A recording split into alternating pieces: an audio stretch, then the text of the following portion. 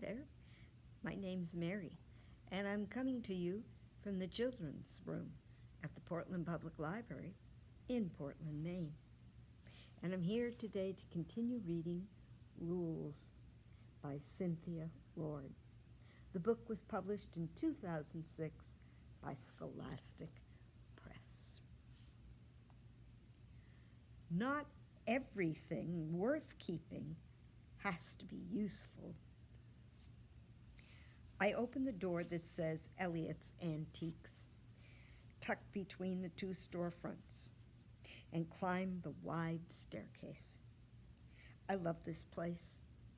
The jumble of old glittery brooches in the glass case, the worn pots and dishes and frayed baskets on the bookshelves.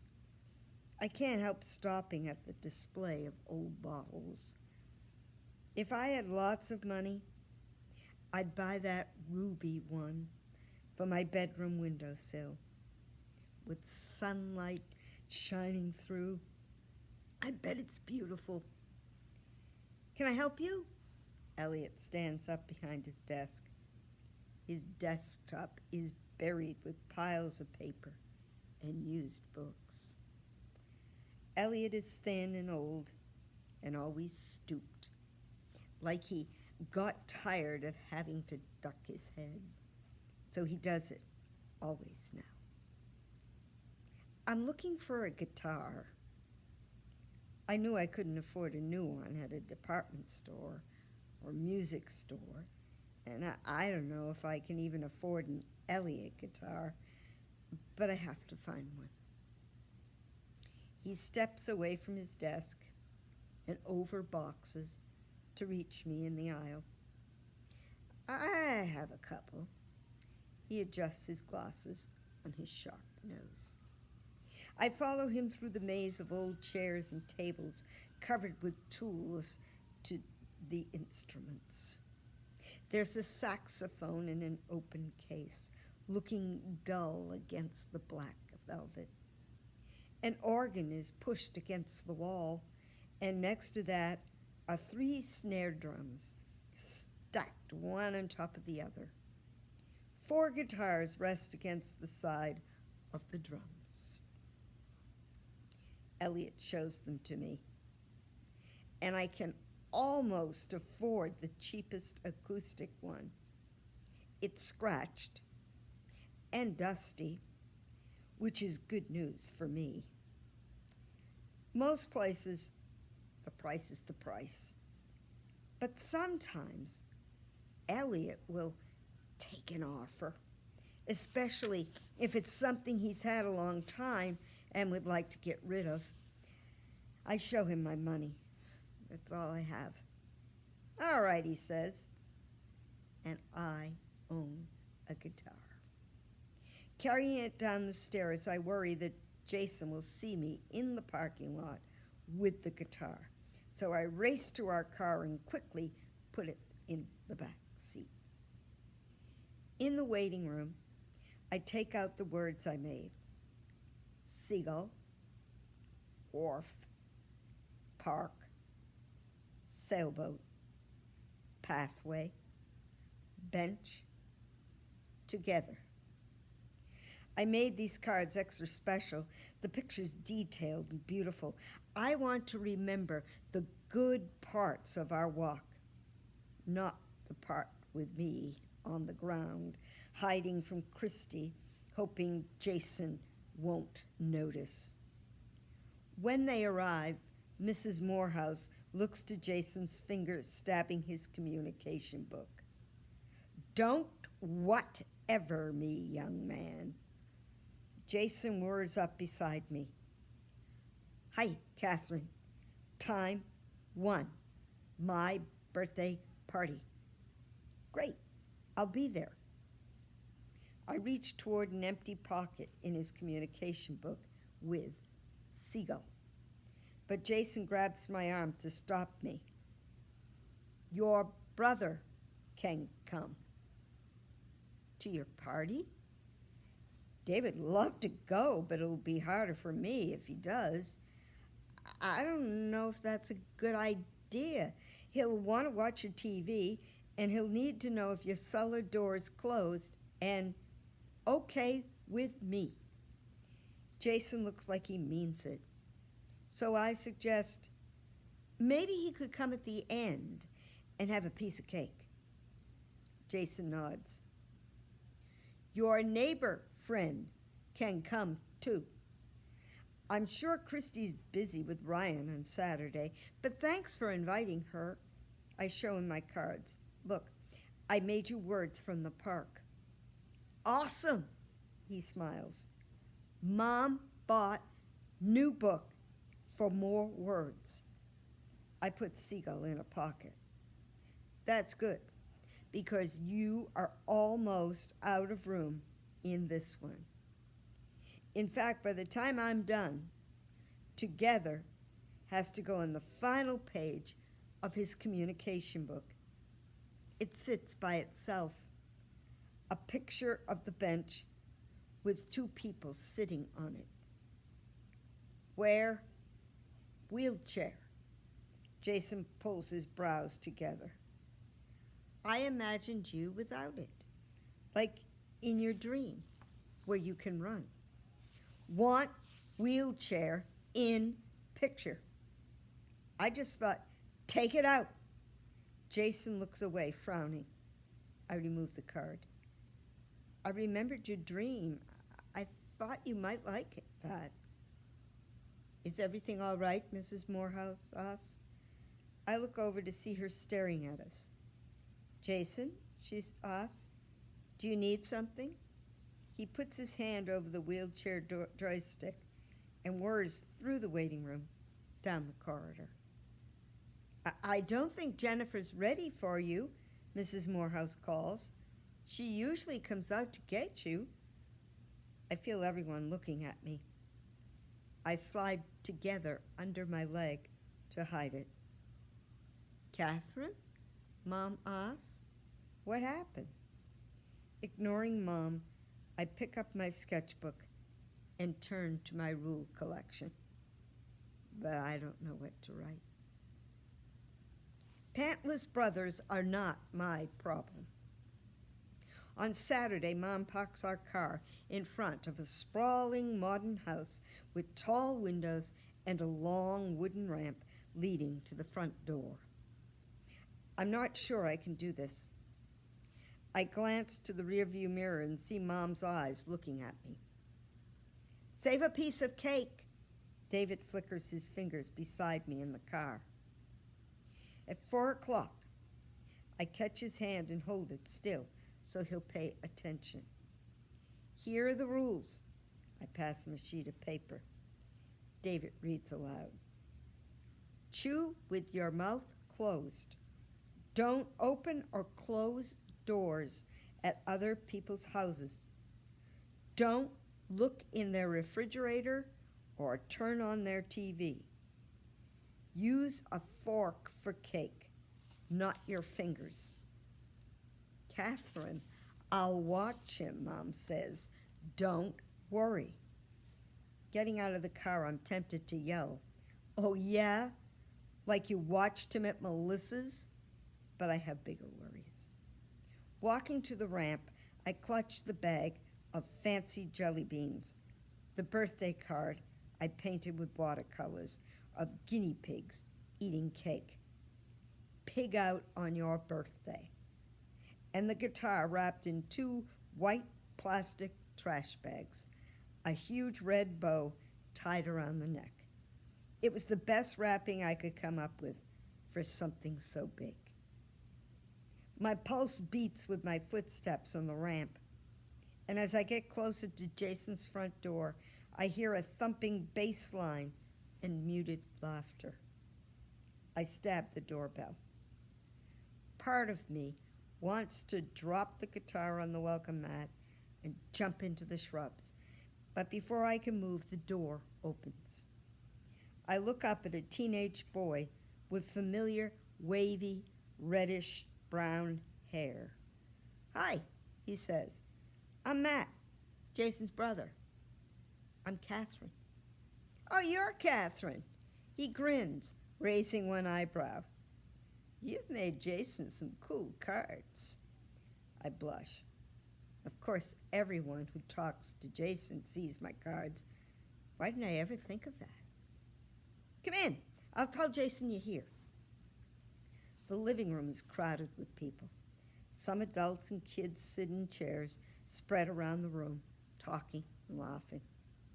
Others stand at the table drinking coffee and soda. On the couch, there's a family with 2 little kids. The mother smiles at me and I smile back. But I don't see Jason anywhere. I hold the guitar at my side so it's less noticeable.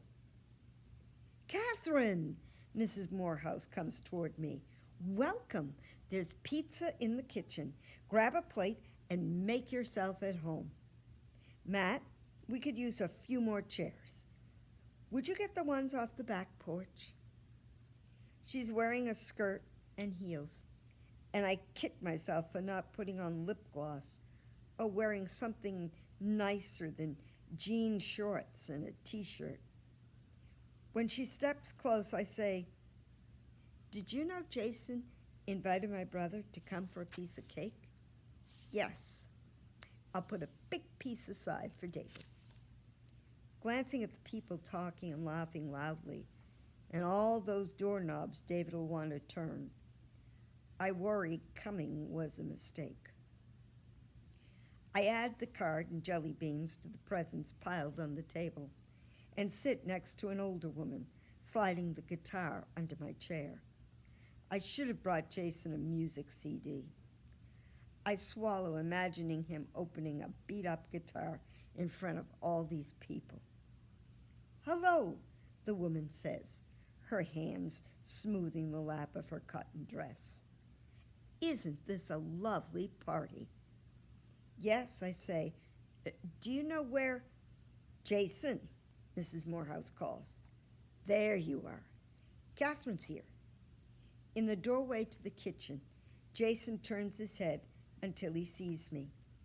I walk over, wishing he'd smile or frown or anything that'd tell me if he's still mad. But Jason's mouth stays a flat line. "Happy birthday," I say. "I left something on the present table for you, but I have another present too." "Thank you." I tap secret. Jason moves his hands away so I can turn the pages of his communication book. I tap. "I want open present." I reach into my shorts pocket and pull out together.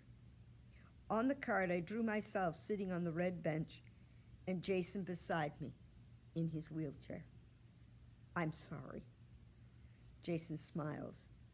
"Me too. Come with me." He gestures to the hallway and I slide the guitar out from under the chair. Following him, I hold the guitar behind my back, counting 4 doors for David to open before Jason goes through a doorway. A shiver passes between my shoulder blades. Though there's a house full of people down the hall, it feels sneaky and wrong to step into a boy's bedroom. On the wall over Jason's bed, between 2 baseball posters, is my drawing of Christie's house. And in front of the window is an electric piano. "Is that your piano?" I ask. He nods and turns the page in his communication book. "I play bad, but like it." "I love to hear you play." I bring the guitar out from behind my back. Sorry about the wrapping, but I couldn't really disguise it. I untie the bow, and he pulls away the trash bag wrapping. Nobody'd mistake the guitar for new, but I cleaned it until it shone. Mom took it to the music store, and they put new strings on it and tuned it, I say. That part's a present from David, but the guitar's from me. He smiles wide. "Thank you, Catherine. Perfect guitar." You're welcome. I lay it across his wheelchair, and he traces his fingers across the strings. It sounds rich and mysterious, lingering in the air even after his hand moves away. Dazzling. He gestures for me to put his guitar on his bed. I take the guitar from him and set it on his pillow. Behind me, I hear Jason cross the room to the window. Music startles me.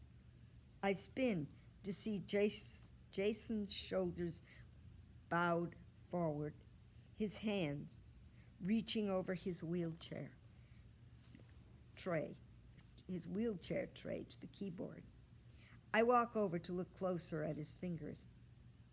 Bent nearly double, his fingers touch the keys like he touches his cards, one at a time. It's a simple song, spare and haunting. That's beautiful. My own music. Jason? A voice calls. I turn. His mother stands in the doorway, smiling. Grandpa needs to leave soon, so let's do your cake now.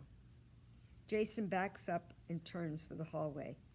I sweep a last look across the piano, the guitar left on his pillow, the baseball posters, and my drawing of Christie's house. Walking down the hallway, I hear people singing Happy Birthday, but I hum Jason's song under their singing. I want to remember it. The cake is chocolate, my favorite, but I move the cake bits around on my plate, squeezing them flat with my fork. Beside me on the couch, Jason's elderly neighbor is going on about his problem with chipmunks in his cellar. They're cute until they chew through your wires, he says. Mrs. Morehouse answers the doorbell. Thank you for inviting us, I hear Mom's voice. David's been looking forward to this all afternoon. Now, I don't think about cute, the man next to me says. I think about that electrician's bill. Before I can greet Mom and David, David rushes past me. Cake? I keep David in my line of sight as he sits at the kitchen table, especially as Mrs. Morehouse shows Mom something out the window. How lovely, Mom says. Are they hard to grow? My husband's the gardener in our family. I stand up. Nice to meet you, I say to the chipmunk man as I watch David slide his hand toward the platter of leftover cake. And, good luck. Darn little pests. He turns to the woman on his other side. If you got one, you got a whole bunch. I hurry to the kitchen and drop my plate of cake in front of David. Use a fork, I whisper, pressing mine into his hand, not your fingers. Around me, a woman rinses cups in the sink, and Matt scrapes crumbs from his plate into the trash. A teenage girl with braids brings a baby in, his mouth ringed brown with frosting. Can I have some extra napkins, she asks. Jason comes up beside me. Sorry, neighbor talk all the time. No problem. My old neighbor, Mrs. Bowman, used to talk a lot, too. Sorry, Catherine.